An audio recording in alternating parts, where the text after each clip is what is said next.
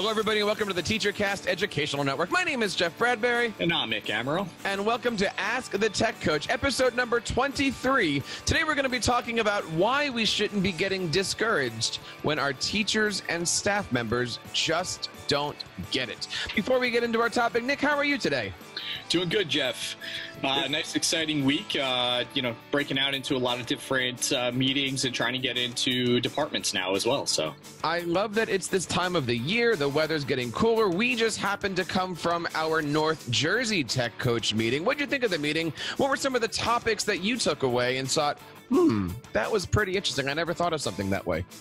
I like just how the group meets. It's just the roundtable discussion. I like how, some of the things that we talked about were trying to help the teachers manage the classroom. That came up a little bit using tools such as Clever and Gaggle, and how do we manage that in our districts, and just to hear some of the different things that each district is doing, and the struggles that they have, just so we can kind of bounce ideas off of each other. And that is the cool part about being in meetings like that. We call ourselves the NJ10, and basically it's just this roundtable of tech coaches that get together once a month or so. And it's a nice place to talk about what we're doing. And last week, Nick, we had our roundtable show for the month of October. We talked about a lot of things, and we actually had a lot of comments about some of the topics. What are some of the things that you found interesting that people were asking about? So, I like that people were asking how each of the departments went ahead to manage their roles. What came up too was people who were already in these tech coaches, or were in the districts, I should say, and then moving into these roles, how they manage that versus someone like myself who came from a different district that then moved into this role. So questions came up about, how did we facilitate that? How long did it take for us to get comfortable into those roles? And I thought that was pretty interesting to listen from people, from others, that different from you and I, as far as how we got into our roles, and to hear how they managed it and how they, got to where they are. So that is episode number 22. We did our October Tech Coach. One of the questions that we got here, Nick, was about all the different hats that we wear, right? Like we're the tech coach, but some people are also full-time teachers. Some people are also the AV person. Some people are also the fix my printer person. Sure. Lots of different hats there. If you guys are in that position where you're shaking your head right now going, okay, I get that, please take a moment. Go back to episode 22. You can find all the archives over at askthetechcoach.com. And another topic that we popped up last week was the concept of, should we be breaking that fourth wall in front of our teachers and administrators? Now, I know this was something that was brought up a few times on that episode. And for those who didn't get a chance to check that out, what that really means is, sometimes when I'm teaching, I'm in teacher mode, right? And it's not enough to be in teacher mode, but you're really trying to teach the teachers not just the skills, but how to teach it themselves, right? Like that's really our role here. It's not to really teach, but instruct the instructors. So when I say breaking that fourth wall, I mean, stopping the presentation and saying, look, this is how I put a website together. This is how I put a slide deck together. Here are some of the tricks inside of the slide deck. I'll give you an example, Nick, that we covered here. In our slide deck, I like to put bugs on my slide. Do you know what a bug is, Nick? No, I don't, Jeff. So a bug might be something that you see like on the news, like on the bottom left or on the bottom right corner, and usually it's a logo, right? But for me, one of the bugs that I always put on is our school logo, or on my teacher decks, maybe a TEACHERCAST logo. And it's just there. It's kind of branding. But what most people don't realize is that that bug is actually a link to a slide. That is a table of contents slide. So that way, while I'm teaching, if somebody raises their hand and says, hey, I have a question about, or hey, could you go back and cover that topic? Instead of flipping back through multiple slides, trying to, and wasting time finding it, I always have a little bug. I click on it. It takes me to a hidden slide with a table of contents for the whole presentation. And that way I can quickly go from, say, slide 35 back to slide 2, find the table of contents, jump into slide 22, and suddenly I'm able to quickly help out people and answer questions that way. So I always think of a bug at the bottom as a jump to perhaps a table of contents. And these are just little tips and tricks.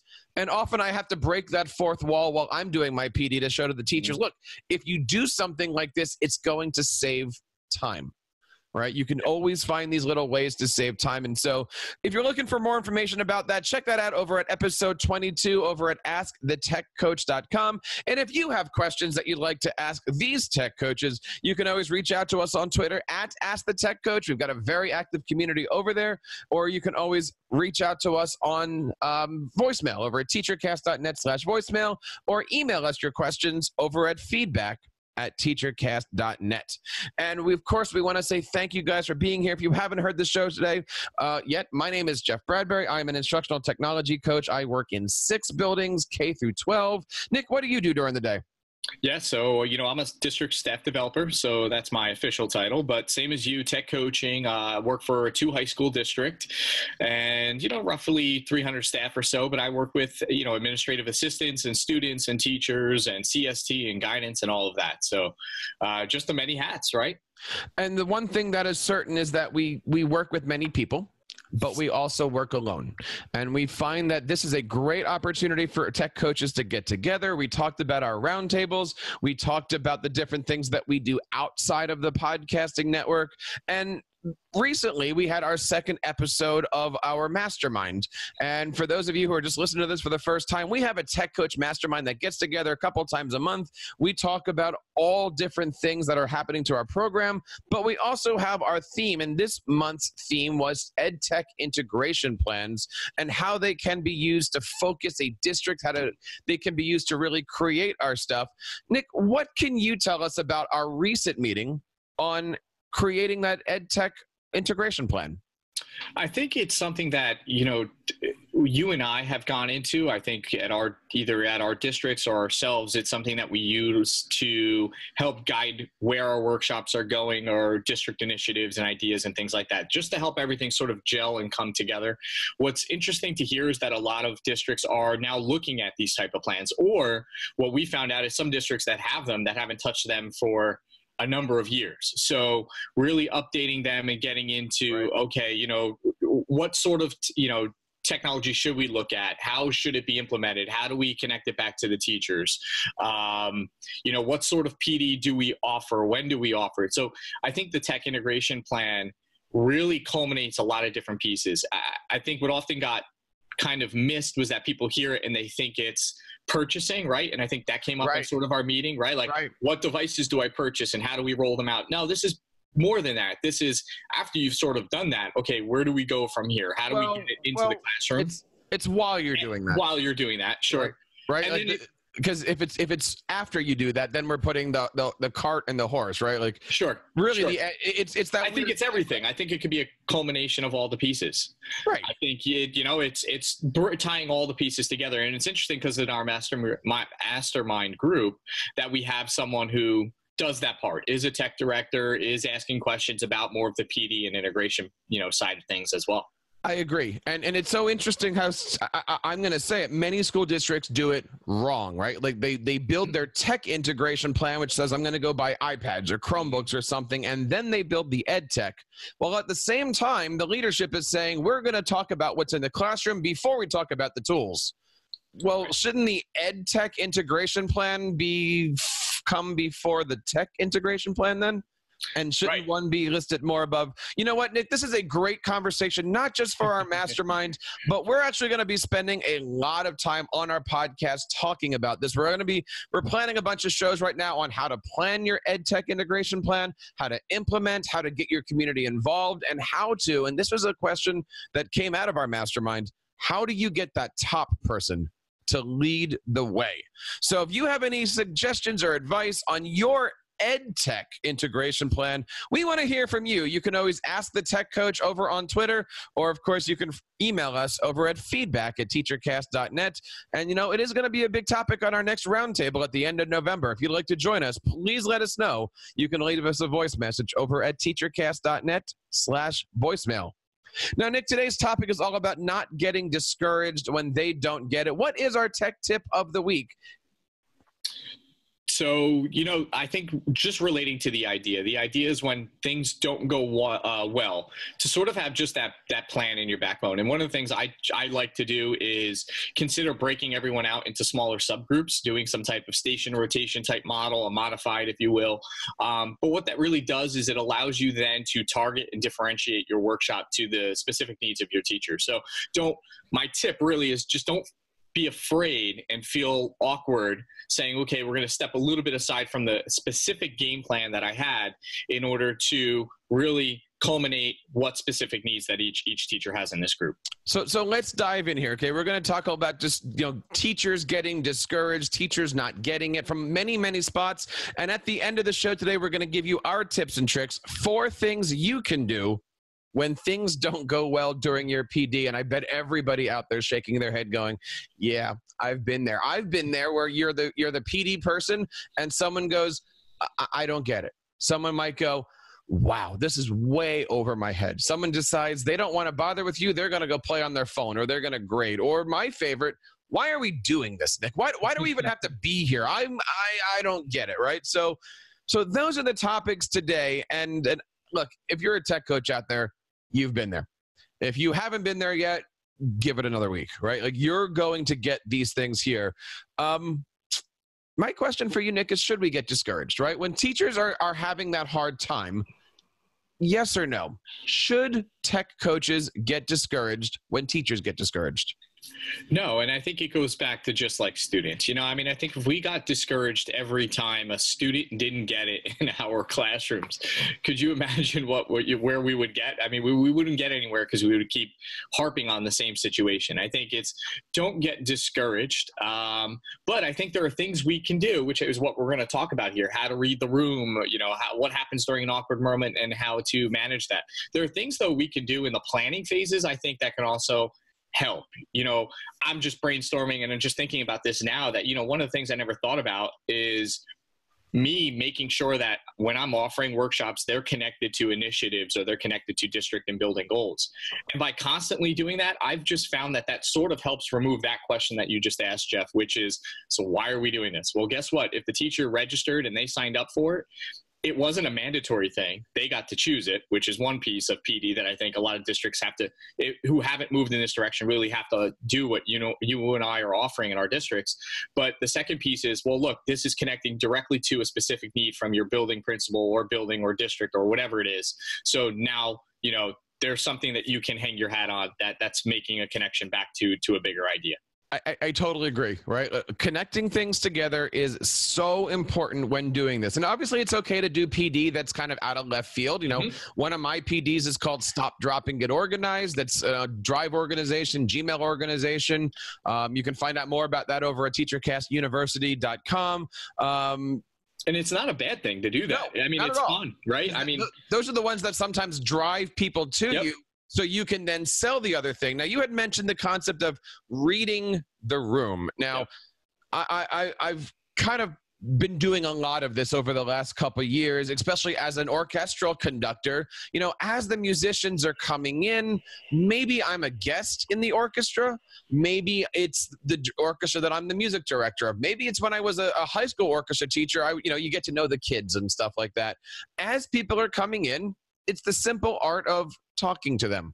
How are you doing? What's going on? How are your kids? What are you working on today? What's new? Why are you here? Sometimes it's easier to say, hey, Nick, why are you here today? Rather than waiting until everybody gets there, doing your whole presentation and going, all right, Nick, what do you want to learn? Because then Nick's in a position where he has to share with everybody his weeknesses. Absolutely. But if I can walk up, go ahead. No, it kind of comes back to one of the things we talked about in I don't remember how many podcasts ago, but when we talked about sort of giving that survey at the beginning of a workshop, right? Like, let me gauge the room real quick, or as people come in, you have that do now question. Like, that's the purpose of the do now in the classroom too, is to really gauge the setting, the students as they come in, to see if they know anything about the topic that you're going to cover in that lesson. We're doing the same thing with the teachers. Now, we always have those awkward moments that pop up, right? And the awkward moment could be, you ask a teacher a question and you really do get that deer in the headlights look. Or perhaps you say, hey, Nick, how would you use this technology? And Nick goes, yeah, I don't know. I wouldn't use this technology. Or my favorite one is they give you a scenario and they try to pinpoint, well, the lesson you're teaching me doesn't equal this specific thing I want to do. And you're like, you're right. Maybe it doesn't fit that specific thing, but here's the 9 other things, right? So what do you do during those awkward moments? So let's focus right now, Nick. We're going to talk about large group, not one-to-one. We'll do one-to-one in a second here, but what happens during those awkward moments? You know, I think it happens often. I've definitely been in those situations where you have a big group and then someone, you know, maybe tries to contradict or play devil's advocate with an idea. That always makes it a little awkward because the rest of the room starts to feel like, you know, a little bit of a debate is going on. I remember having that just recently at a more of a gamification workshop, and it was like, well, you know, why? This isn't going to do anything. Are you really expecting me to like play games and do these things in the room? And don't you think at the high school level that this is something that's a little over their heads? And then, you know, I try to come back with just the ideas that, you know, regardless of the grade level, students enjoy something fun. They enjoy sometimes that thing that just sounds childish and cliche is a fun thing. And sometimes high school kids have to enjoy that as well. Like, so I don't know, you sort of have to try to find a way to make light of it. I also found bringing in people from the bigger group. Like if you can kind of get them in on the discussion and you turn it more into like a roundtable discussion, or you ask them for ideas or whatever, you kind of use them to quell that awkward moment. I found that to just be a useful tactic. I agree. And you know, we always have situations where somebody is trying really hard, but you know, again, going back to reading that room, you need to figure out what's the one thing that's stopping it. You know, we always look at it as a pair of, you know, a set of steps, right? The water's coming up the steps. What's going to get that water over that next step to then fill the next bucket, right? So what's the 1 or 2 things that can help you out that you can quickly pick up and move on? And sometimes that's saying to the next person, hey, what are you using it for? Or, hey, are there other math teachers in the room? What suggestions do you have there? It's not easy to do that, but really, you know, these things kind of go together, right? Reading the room and knowing what to happen then. Sure. And I find you have less awkward moments if you read the room well. If you're going around and, you know, again, Nick, this is the conductor thing. You shake the hand of everybody in the orchestra before it starts. Now, can you shake everybody's hand? No. Do you certainly want to shake the hand of the principal players? Absolutely. Do you want to talk to those principal players before the rehearsal starts and say, hey, look, I'm going through this section. You have a solo. Just letting you know, like, what are you feeling about this? I wanted to kind of get your idea before we go through. And, you know, so obviously the PD session is you find a few people and you go, hey, look, we're going to be doing this Google Slides thing. How are you using it in class? Do you have any questions before we get started? Because this is where I'm focused on. How are you doing? Right. And then you start to either, you know, you might get some smiles, you get some reactions, you might go, oh, I've never used Google Slides, to which then you might say, well, is that common? Do many people not use Google Slides? And then you can tailor your presentation before you start your presentation. Nick, I'm sure the answer is yes to this, but have you ever started a presentation, gone about a half an hour in and realized, oh, I'm way over their ability level?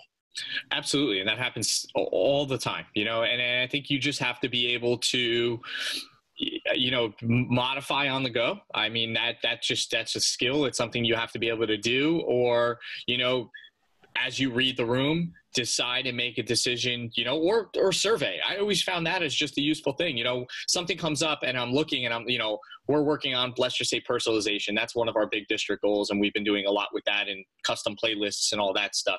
And, you know, I'm working through this workshop and we're going in and I'm starting to talk about self-paced mastery and all these things. And next thing you know, I lost them. Right. Yeah. And then you know, what I always try to do is I go back to a quick survey, a quick raise of hands. I throw a quick poll everywhere, whatever it is. And I decide, you know what, let's make a decision right now. Do you guys want to continue moving forward? How many of you feel comfortable to do that? How many of you really want to stop right here? Let's go back and recap, or let's slow down and let's talk about mastery learning. Let's learn about the background of that pedagogy and that teaching style. I always find that to be a useful tactic as well. It's just, you know, read the room, but don't be afraid to kind of survey everyone on the go and see where they are and what they want to do. And that I find comes with the little things. You know, maybe I've been in rooms where teachers get the big point. Mm-hmm. Right. But then you say something like, all right, we're going to insert a video over here and we're going to keep moving. And you turn around and their eyes are like, you can insert a video on a Google slide. And you're like, yep. Okay. Was it just that person? Is it the room? Do they get the concept, but maybe I need to go back and say, okay, click the insert, click the video, click the My Drive, click the slide.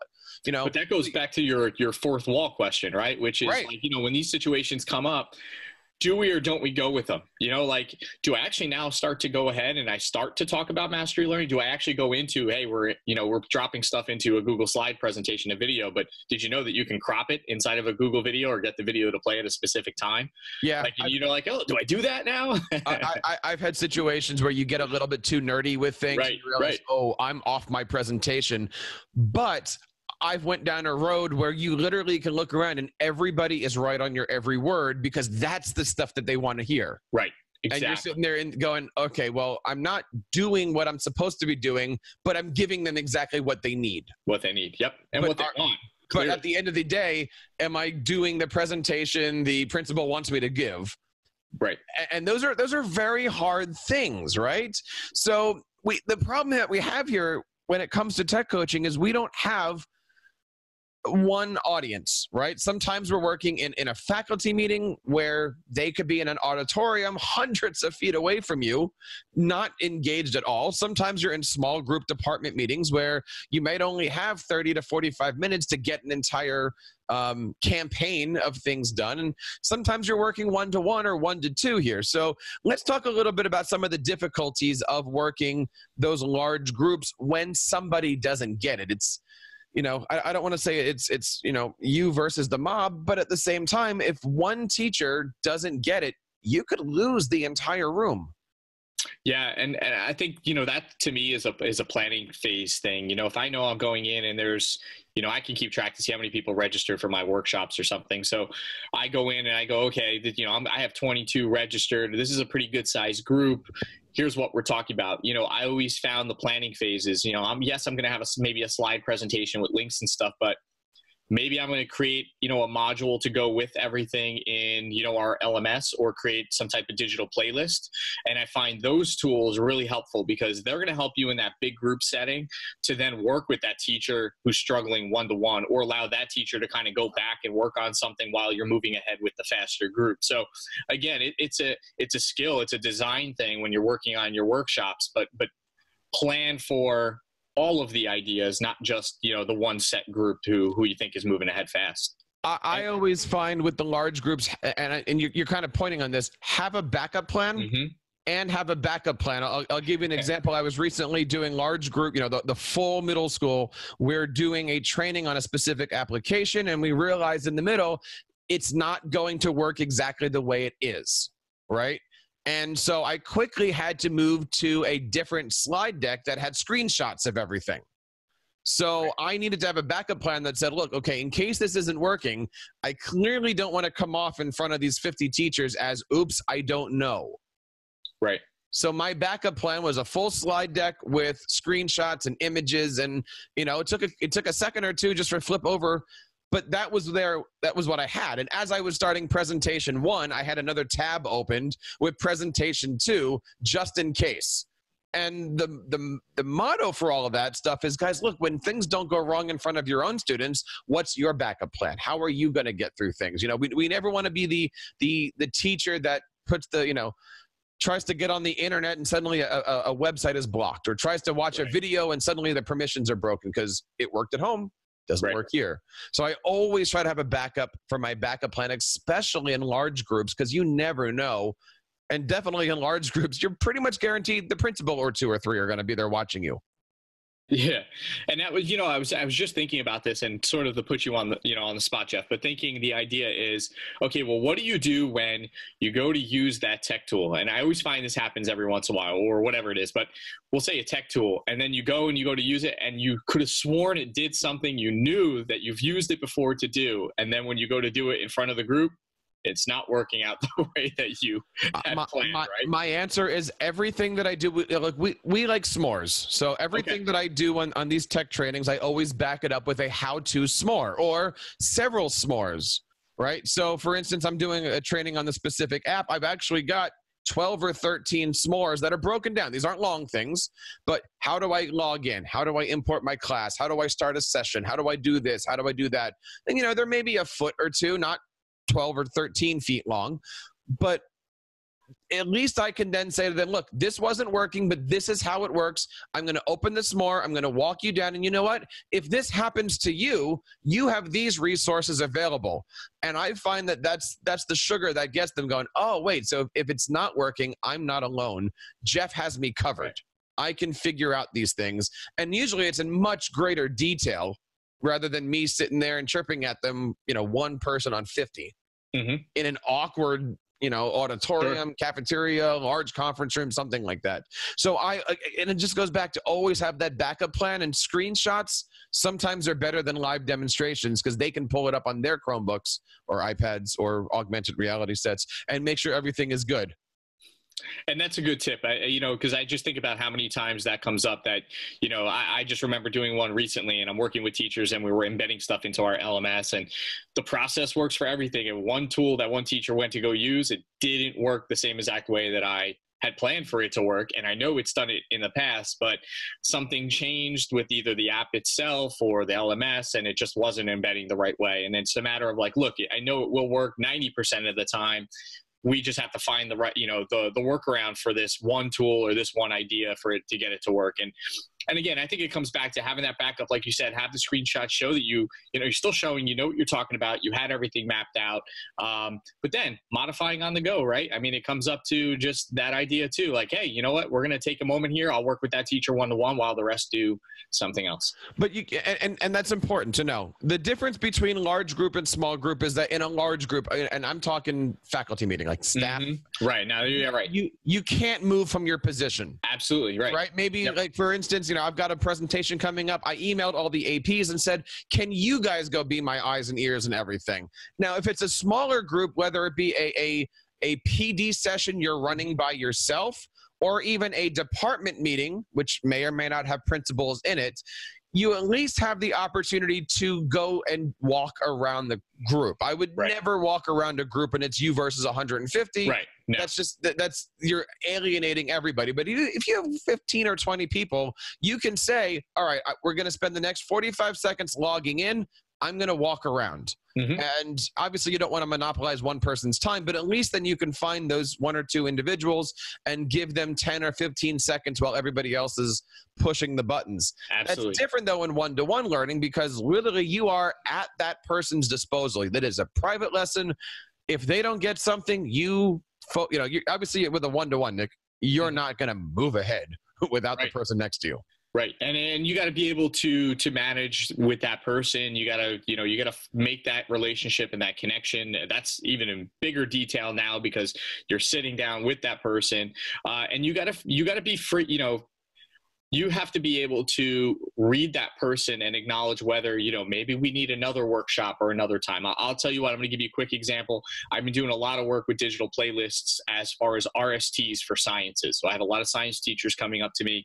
How do we use Google? RSTs are like kind of real world questions that they have to solve, sort of like Genius Hour style, but then they have to work through the problem, be able to explain and come up with, make connections to things. So we're using digital playlists as the guiding tool, be it a Google Doc or in my case, we're using Google Sites to create those playlists. The long story short, I'm sitting down with the teacher. We're going over how to do it. We're embedding stuff into it. We didn't get through creating the entire RST or the entire playlist. So I said, all right, let's meet next time. Next time we're going to go over more embedding the tools and we'll talk about some of the various tools. We met again yesterday, actually. And then, we're going to meet again next Monday. So it's a matter of just, again, making that connection and figure out one-to-one style. How do I get them from point A to point B, especially depending on the topic that they're looking at. And she was looking at a pretty big one. So. Right. And I think another big example here is small group versus one-to-one. In small group or any group, this is how this lesson can affect a classroom. Whereas one-to-one learning, this is how a lesson can affect your classroom. Your classroom, yeah. All right. And you're not taking a poll, you're asking somebody a personal question. And there's a lot of things that we can do here. We, of course, want to know where you guys are. What happens when you guys get discouraged or what happens when other teachers are getting discouraged? Of course, you can find us on Twitter at AskTheTechCoach. Leave us a voice message over at teachercast.net/voicemail or email us your stories over at feedback@teachercast.net. Now, Nick, we've talked a lot about getting discouraged, a lot about your teachers getting discouraged from many, many levels here, but we have 4 things that you can do when things don't seem to go well. 4 things that you guys can keep in mind and, maybe just kind of put on your lesson plans. I know with my scores, I'm going to go back to the music thing here for a second, but, with my scores, I always on that front cover, put a few things to jog my memory. That way, when I put my hands up to start the piece, those are the last things that go in mind. So let's see if we can knock out these 4 here real quick. What's the first thing that you need to remind yourself of when things don't go well? Just not to get discouraged yourself. You're right. Like, keep that momentum, keep kind of a lighthearted attitude, and just know that things are going to get better, or you're going to help the teacher out in the long run. That's it. Don't get discouraged. And that's so important, right? And you just have to keep saying yourself, it's not personal. Right. Like but maybe it is. Like, maybe they don't understand something because the way that you explained it. But don't take it personal. Try to figure out how to help the situation. Now, the second thing, Nick, is to, number 1, validate their concerns. Don't say things like, well, it doesn't matter if, do this. It doesn't matter if that, do this, right? Validate their concerns. Don't discredit them. They obviously are getting frustrated because they want to learn. If they didn't want to learn, they'd just shut you down and you wouldn't know they're discouraged. But if you give them the opportunity to express and share their thoughts about things, great.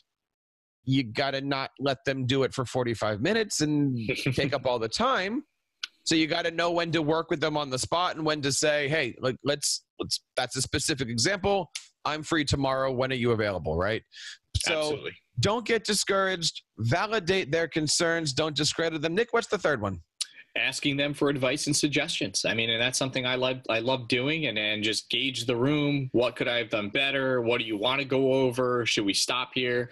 Just inviting them in. And I always found that when you invite them into the planning and to the style of the workshop, they start to take more ownership of it, and they start to make connections to it even more. And that's important because a lot of times as a tech coach, you're walking into a building you don't live in. So maybe a math teacher says, how would I do this? Well, if there's other math teachers, great. Or if there's no other math teachers, I might go to a different teacher and say, well, what is your administrator asking of you? And that's different than me attacking the person asking the question. I'm opening it up to the group. And that's also, to be honest, Nick, that's buying me time to come up with an answer. Right. Absolutely. Because I don't know every building's needs. Like, building 1 might be different than building 2. Now, Nick, of course, you work in 2 high schools. Even though you might be doing digital playlists in each, the principals might have totally different concepts. Absolutely. And that's where you have to kind of gauge, what is your principal looking for, or what is your department supervisor looking for? And, and then start to gauge things that way. One of the things I will say is a quick little tip is when you ask for advice and suggestions, take note of that. Yes. Because one of the things I love to do is on my tip sheets or crib sheets that I call them, at the bottom, I love to put together a quick so what if. And it's quick ideas of like, okay, what if you used this tool or did this thing, and in history you did this, and in science you did this. So when I'm asking for advice and suggestions and I'm overhearing maybe like math talk about something they would do with the tool or this idea, I quickly note that and I put that down on my tip sheet for next time. That's important. And I'm gonna take a side note here. I'm gonna break the fourth wall of this podcast. What do you do when you have the situation where you, again, you've got multiple buildings, somebody raises their hand and says, my principal wants this from me. And then somebody looks and goes, wait a minute, my principal wants something a lot more than that. And they're all in the same district. And then they start to realize, oh, we have different needs. We have different requirements. And then that becomes the conversation. How do you diffuse that one, Nick? Yeah, that's a difficult one. I think understanding that, it's a culture thing. Even though you're in the same district, buildings are different. And that's one thing, is that the culture of the building is different, the specific needs of the students, the type of student that attends those classes. So finding those nuances that maybe you can connect the 2 pieces together. Well, even though maybe your supervisor or administrator is looking for this extra piece, let's talk about maybe why they're looking for that piece. And like you said, if you can validate that but not discredit even what the administrator is looking for, maybe it starts to make sense now to the other side as well. So I think that's just I don't know. What is that? How to Win Friends 101, right? I mean, that's like reading the text and just being able to. Sometimes it's how do you survive, because it usually right, pops up as, wait a minute, you're asked for what in your lesson plans? Oh, I only have to do a lesson plan once a month. Right, and you got to be careful with that, because us in our role, we're like these liaisons between the admin and the teachers themselves. So you really got to be careful with how you respond to that and how you're going to come off to the teachers, because you don't know what they're going to go back to also even say to an admin, right? So we don't want them to be like, oh, well, Nick said this and he said that I shouldn't even be doing that. No, like, I got to be careful about how I respond to those situations. All right. Let's get off the topic here. Okay. So number 1, don't get discouraged. Number 2, validate their concerns. Number 3, ask audience advice and suggestions. And the last one here, we kind of touched on it a little bit already, but provide that follow-up support after the session. Find those 2 or 3 teachers and say, look, do you need any help? Is there something I can give you? Can I find a video for you? Would you like to meet tomorrow? Was there something I said that you might want me to explain quickly? Can I whatever, right? But the idea here is you're locating those moments in the group to then create those one-to-one moments, because you're not going to get everybody from a PD session to want to work with you afterwards. If you can get a percentage of them, I think you're on the right track. So, Nick, 4 things that you can do when things don't go well. I think it's safe to say all of us have had moments. I'm sure people out there listening are shaking their heads at the camera or at their iPods right now, going, hey, we've all been there. And that's why we want to learn from you guys. You can always find us on Twitter at @AskTheTechCoach. And, please share your stories with us. We are all here together. That's why we've created our Tech Coach Mastermind, which meets every week or so. And that's why we are here to help out each other. Nick, any closing and final thoughts on this topic before we move on? No, I think, again, just keep it lighthearted. Just know that the work that you're doing it's making a difference, and don't get discouraged when everyone, doesn't get it every single time. Now, next week, we have some great shows coming up here all throughout the week of November. It's going to be a busy week of November. I know for us, we've got the NJEA convention coming up. I'm going to be bringing the TeacherCast booth down there. We're doing, Thursday. We do every hour on the hour. I'm doing Google Slides presentation, sites, how to do WordPress, podcasting. If you're listening to this in the state of New Jersey, check out the NJA convention down there in Atlantic City. There's a lot of stuff going on. And then, Nick, I'm going to be crazy because that same weekend, I'm actually getting on an airplane and flying to Seattle.